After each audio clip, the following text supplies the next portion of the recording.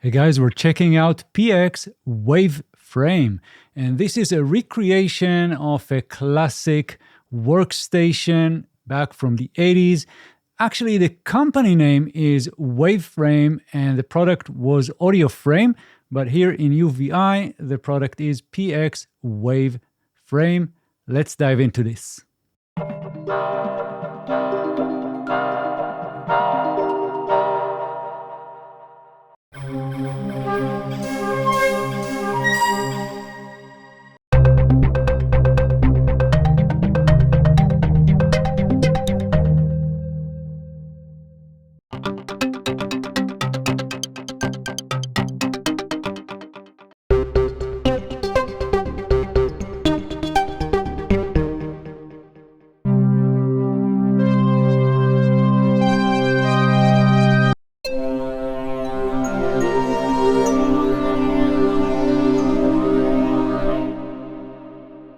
Okay, so let's go through the user interface real quick and end this video with more presets, because I know you just want to listen and see what kind of sounds you get with this sound set. So first of all, we have different tabs or different pages. Right now on the main page, this is where you can see the layers. We have two layers, layer 1 and layer 2. And for each one, you have the sound, and if you click the title, you'll see the different categories and then the actual sounds. And we have volume, we have panning, and you can select if you want to have this layer go into the effect, and you can turn it off if you don't want to. And then on the right side, we have a couple of things. So first of all, we have the amplitude, the ADSR amplitude, and you can see that we have choice for layer 1, layer 2, or both. And that goes also for the filter that you'll see on the bottom.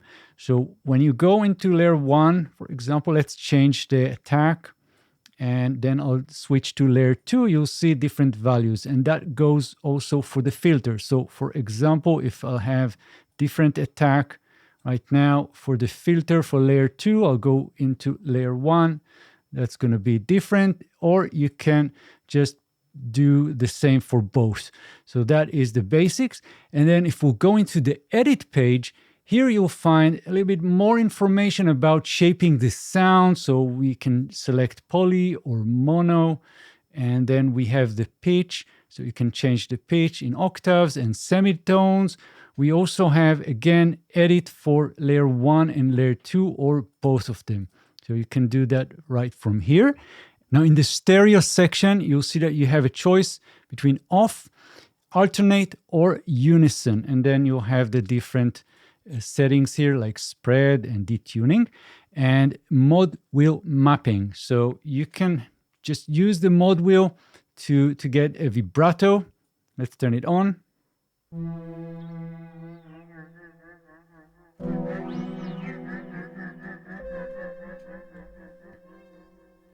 Right, or you can set it for tremolo.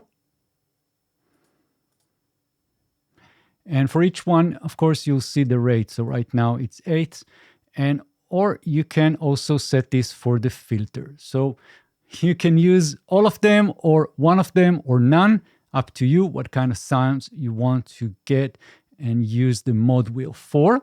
And then if we'll jump into the modulations, you'll see that we have two types. We have the step modulator and we have the LFO. I'm not going into all the details here. If you want to learn more, let me know in the comments. I'll be happy to do a follow-up video and explain how to use the step modulator and the LFO. But the basic idea is that we are creating here in the step modulator some steps, and then you can select number of steps. So right now it's 4. The speed, right? You can set that, for example, for quarters, and you can inject some delay here and then assign this to either layer 1, 2, or both of them.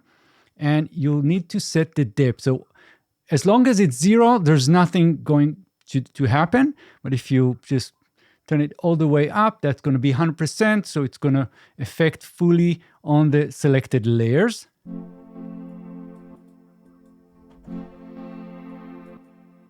That will be more pronounced when you're using long and evolving sounds like pads, and that is the same for the filter. So I can turn it on.